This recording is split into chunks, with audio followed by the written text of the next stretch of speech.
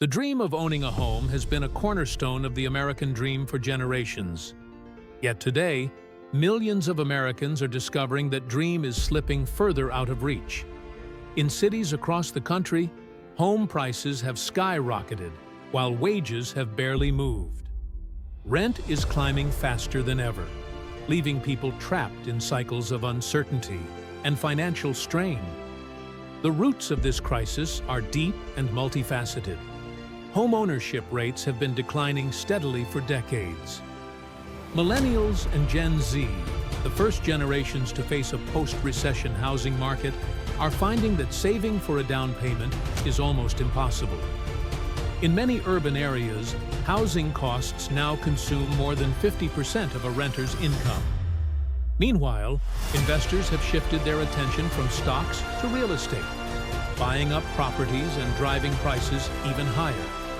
Single-family homes, once the domain of middle-class families, are increasingly being snapped up as investment properties. The rise of short-term rentals has only intensified the pressure on local housing markets. This is not just a local phenomenon. Nationwide, data shows an alarming trend. Homes are becoming unaffordable for the average American. Cities like San Francisco, Miami, and New York, which once represented opportunity and growth, now showcase the stark realities of this crisis. The disconnect between wages and housing costs has created a generation that may never own a home. Several factors contribute to the rent crisis.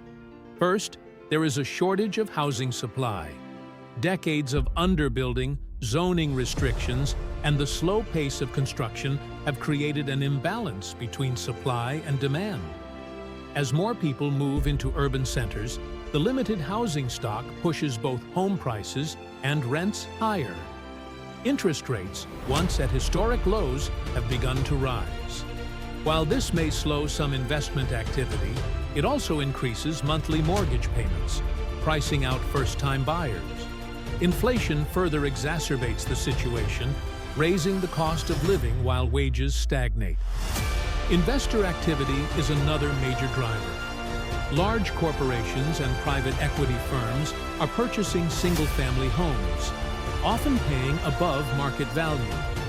Their goal is long-term rental income, which pushes local rents higher. In some neighborhoods, nearly one-third of all homes are investor-owned, reducing availability for families looking to buy. Cities like Austin, Phoenix, and Atlanta have become hotbeds for this trend. Families that once expected to climb the property ladder now find themselves competing against wealthy investors. The dream of a starter home is fading, replaced by the reality of rising rent and limited options. Even public housing and affordable housing initiatives struggle to keep up. The gap between what low- and middle-income families can afford and the cost of housing grows wider each year. As a result, more Americans are spending larger portions of their income on rent, leaving little room for savings or financial mobility. The consequences of the housing crisis extend beyond financial strain. Socially, it affects mobility, family formation, and the very fabric of communities. Young adults delay marriage, children, and career moves because housing costs are prohibitive. Many are forced to live with parents longer, putting additional pressure on multi-generational households. Generational divides are growing. Baby boomers, who often purchased homes decades ago at lower prices, benefit from wealth accumulation and property appreciation. Meanwhile, millennials and Gen Z are facing a starkly different reality. For them, renting is no longer a temporary stage. It has become a permanent condition for many. High rents and unaffordable homes concentrate wealth among investors and landlords. This wealth disparity limits opportunities for younger generations and undermines the traditional path to middle-class security. Communities with high investor ownership also experience decreased neighborhood cohesion, as long-term residents are replaced by short-term tenants. This crisis affects mental health too. Housing instability, Fear of eviction and financial stress contribute to anxiety, depression, and uncertainty. The inability to build equity or achieve the security of owning a home erodes trust in the system and diminishes hope for future prosperity. Despite the challenges, solutions do exist, though they require coordinated effort. Local and federal governments must incentivize the construction of affordable housing, reform zoning laws, and regulate speculative investor activity. Cities like Minneapolis and Portland have experimented with policies that limit single-family investor purchases, helping stabilize neighborhoods. Financial literacy and innovative financing can also help.